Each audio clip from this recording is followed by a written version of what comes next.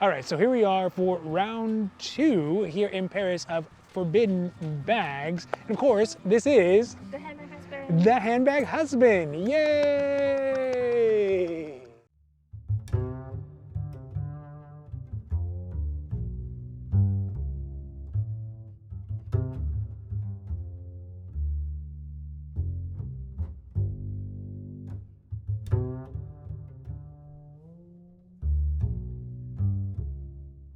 Like I said, this is our second round here in Paris to all the forbidden bags that we saw at the Hermès Boutique, this time in Sèvres. If you want to see the one from Faubourg, FSH, we'll put a link up here for that one as well. But this time around, we are in Sèvres, which is a very different feel, a very different vibe, but they still have some pretty amazing bags. Actually, I kind of like the bag selection here. That's better than what they had here. Now, of course, before we get to the forbidden bags, if you like these videos, if you like the content, if you like the milieu, if you like the bag candy footage, and there's going to be a whole bunch in this one, please, of course, don't forget to like and subscribe, because it does really help the channel grow, and we are so thankful for that. Thank you. But also because you get notified when our newest videos come out. Or now, let's look at some forbidden bags. Now, one thing important to think about the Hermès boutiques here in Paris, specifically, is that they are not all exactly the same. FSH, of course, is frenetic, it is chaotic, it is busy, it is cramped, and there's just bags and people everywhere buying everything all the time. But at Sèvres, it's more laid back. It's a much bigger facility, or much bigger boutique. They have a cafe in there. Yeah, they have a cafe, they have people kind of more relaxed in general. If you think of, for Americans, if you think of FSH as New York, where everyone's just piled up on top of each other, just kind of doing all their busyness all at once, you know, Sèvres is more like Los Angeles, where it's a little bit more laid out, a little bit more laid back.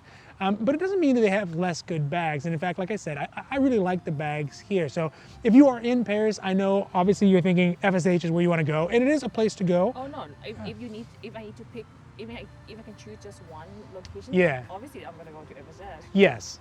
But if it doesn't work out, FSH, like it did with us, or it didn't with us, then Sèvres is also a very good option. And of course, if you win the lottery and you just say whichever three, Sèvres is equally good. I would say include it in there just in case, if maybe it gives you a better opportunity. So, all right, so let's take a look at some of the forbidden bags that we saw in Sèvres. And the first one up, actually, again, it was another bag that we saw before we even got into the store.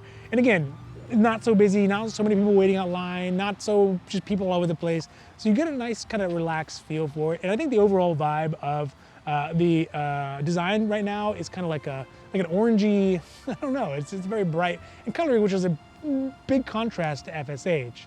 Also keep in mind, Sèvres was a swimming pool previously, so it feels cavernous. It feels like you're in a swimming pool, honestly, but like a really fancy, nice one, maybe at the Ritz or somewhere like that. Sure. So the first forbidden bag that we saw from Sèvres, of course, again, in the windows again, was one that I like. And I think it's kind of a cousin, or maybe a definite relative of the Désolé, which is... I think they came out about the same time. Yeah. Like different. They have a similar feel, but like a different design. The language is similar though, in the sense that it is the Birkin 35, so it's a larger bag, color-matic. And I think it catches my eye specifically because it is so kind of calico-y. It feels very like modernistic. I think there was a very famous modern picture that looks similar to this as far as cubic and like blocky colors. I'll put it up here. I think his name was Pete something, a Dutch dude.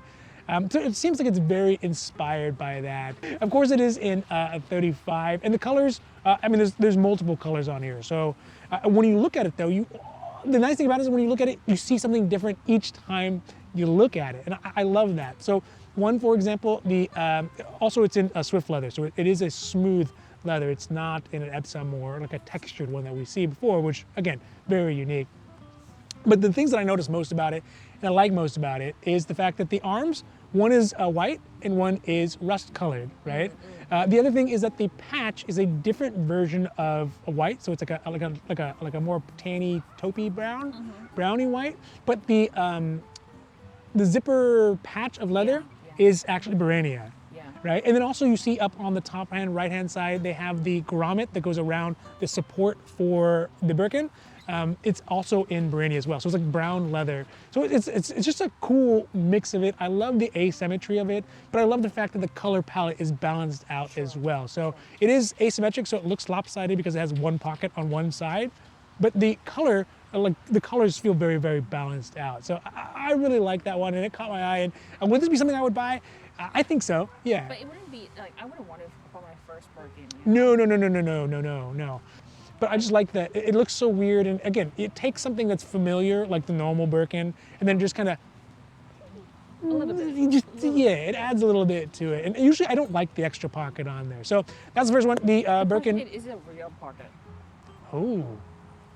Like, can I put my, like, say, I don't know, underground card? Mm. Or what does it fit in there? Your Polaroids. So that is the Birkin 35 Colormatic. I think it's one of my favorites in this one. One of them, not the top one. We'll get there. We'll get there. Too fast, too soon. It's too soon. So the next two up, and I think this one is, one of these are going to be my favorite, and one of them is going to be one that's interesting that I like. They are not the top level forbidden bags. They have prices on them, so one is able to buy them, which is going to be a Birkin as well as a Kelly, a duo in different versions of the the Disoriented, which is a very proper name for these bags. So the first one is going to be the Birkin 30. It is in Clemens leather on the actual body, and then the flap, I believe, is Barani because it's smooth and it's gold. It could be Swift. It could be Swift. It definitely could be Swift. Yeah. I can't really tell what the hardware on it is, but I mean, obviously the most interesting aspect of this and the most disorienting part of it is the fact that the flap just kind of comes on the side piece there. To me, it's almost like a hood. of, like, when, you know, like when men dress themselves and they get the buttons on the wrong. Yeah. You know what I'm talking about? Yeah. It's like the top. It's like you missing a hole. Yeah. You know what I'm talking about? Yeah. You don't know what I'm talking about. I know what you're talking about. Like when I've you done start- that. When you start on the wrong hole and then. Yes. when- Yeah. once Your you whole get to- shirt gets. Once you go to the bottom, it's like, Yeah. You need to like adjust Yeah. it, the whole thing. Like to me, the Birkin Disarray, like it reminds me of that. I don't know. I mean, why. the way I describe it is it looks like they gave all the pieces of a Birkin to a toddler and then said, "Here, put them together." And they're like, "Does it work like this?" And you're like, "Yeah, it looks okay." Yeah. The shoes are on backwards and stuff. So I think that it's interesting. I am actually not a huge fan of the Birkin Disarray. I don't really like it. I think that the Birkin traditionally has those 3 holes in the front where the flap comes over. Sure. You basically miss one of those. You only get 2 holes. That's less value, right? I want 3 holes. Does it mean more leather? Oh, maybe it does. Also, it looks like it's not easy to get in and out of, For sure. right? Because you're just like, I mean, Birkin, like the Cellier is already. Wait, this one is the Retourné? yeah, it looks like Retourné. Okay. Yeah, Because normally Birkin Cellier is like already. maybe it is. No. It's slouchy. Slouchy. But for me, I don't think it's not one for me. Now, on the other side of that, Yeah. when we get I to think this one we both agree. yeah, and I think this really is going to be one of my favorites of the whole trip. We'll see. We've still got some trip left. We've still got London, which is the Kelly, maybe 25 or smaller. 20, yeah, it could be 25, 20, something like that. Smaller, the Desiree, but it is in white with gold hardware. And It's off-white, so it'll probably be in Napa color. could be. It's hard with the lights to see. Yeah. Sorry, the Birkin Desiree was 13,000 in USD and some change. Sorry, go back. So let's go back to the Kelly. So the Kelly 20 is again my favorite, and I think it was at $11,000. So they're not the highest level forbidden. Someone can buy them. One could buy them if they were offered. And I think that the white and the gold looks nice. We'll call it Eric Clapton white for a variety of reasons. But it is very kind of nice. It's very chic, and I like the way the disorientation on it works, because on the Birkin, it feels like they did it just to be different. It feels like they almost did it sort of by accident, like throwing it together. It's not haphazard, but it feels that way. Almost like sprezzatura. Like it's making things look effort by putting lots of time into it. But the Kelly on their other side feels very sophisticated. It feels like I feel it's cute. I don't think it's sophisticated. No, the disorientation is sophisticated because you can see, obviously the pocket slides down in a specific area, but also there's only one strap. So you don't get the double Kelly strap. You only get one wrap around On the strap. side. oh, is there one on the other side? I didn't see the other side. But when you see it from one side, you only see one strap. And I really like that. I think that looks very, very interesting because not only is it asymmetric, it's also, it literally is disorienting. You look at it, you're like, huh? What? Yeah, I know it's a Kelly, but it's so strange. And again, you just keep looking at it, you look at it over again, you see something else off about it. And I just really like that. I think it's amazing. I wish it would be bigger, but I don't know if it would have the same appeal if it's larger. Yeah, it might look a little bit like ridiculous. Yeah. It would look clownish. Like if you took ladybugs and made them the size of cars, it would look strange. So a dog-sized hamster. Those are capybaras. But yeah, so I don't know. I like that one. It was $11,000. Again, I don't think it'd be something that would fit my style, but it would definitely. I would take it. Okay, yeah, but it'd also be something that I would put on the shelf in the library or something like that, or in my office, and just say, hey, look at it and be like, when I want to look at it, just be, oh, it's strange. All right, next up is a bag that I will tell you up front, I would never, ever buy. I mean, even if I won the Super Lotto $1 billion or whatever, I would still not buy it because it's gauche, obnoxious. It's absurd. It really is absurd, and maybe that's part of it. Maybe that's part of the artistries that we're part of that to feel it. But it feels very. How do I say it? I don't know. But it is a Birkin 30. It is purple croc with diamonds on the buckle, on the Kelly buckle. And I think the price on it is $170,000 retail suggested price, right? That's not the Sotheby's, that's not the secondhand price, that is the retail price. Obviously the diamonds add stupid amounts of cost to it. But I don't know. It's just this is one of those bags that wears you. You don't wear this bag. This bag wears you. And people are so distracted and dazzled by the diamonds, they don't even have enough wherewithal to think about what do you do for a living, right? They're just like, this bag is just so eye-popping, so eye-attention grabbing. Like you really have to be the main character in the story that's going on. Otherwise, it'd look very strange. Oh yeah, if you own this bag, you are the main character. No, you're not the main character. You're the supporting actress, really, literally and figuratively. Yeah. So again, it's not for me, but I put it out there because it's just so interesting. You can't look away from it like a car accident. You know, it's just so like me. That you wouldn't do it. And I think that would distract from any outfit you wear, unless you're wearing, I don't even know what you'd wear to distract from this bag. So if you're gonna wear it, it's gonna wear you. Next one up is one that I like. I love. He's obsessed with this. Always reference to this. Always say it. But I would never wear it. But it's so unique, right? You cannot put it on. They're not gonna offer it to you either. They're like, sir, this is a little too much bag for you. Right? This is not your style. Which is the Kelly 20 doll. So it's got the hands, it's got the feet, it's got the eyes. I just like it. It's so whimsical. It's another bag that, again, I would put on the shelf in my office or just admire out there. Obviously, I wouldn't. If one day we had a niece or nephew. Oh yeah. But one of us are only child, so too bad. Yeah. But so I like it. You know, it's a Kelly 20. It's in blue. It looks like Epsom, but also has like white accents. It's a brown mouth. And you know, it's very small, so it feels youthful. It feels. Do you like this combo color though? Because you know there are many. I do like this combo. Of course, I would prefer one that is in earth colors, so like a brown and a gray. Sure. Also because I am sort of brown and sort of gray, so I'd feel like, you know, there's a camaraderie, I guess, with it. Sure. Like it's almost like a little being of some sort. Mm-hmm. But it feels, obviously, it's whimsical. It feels very. I wouldn't say youthful. I would say it feels almost like infantile. Right? It feels like something for a child, not for an adult.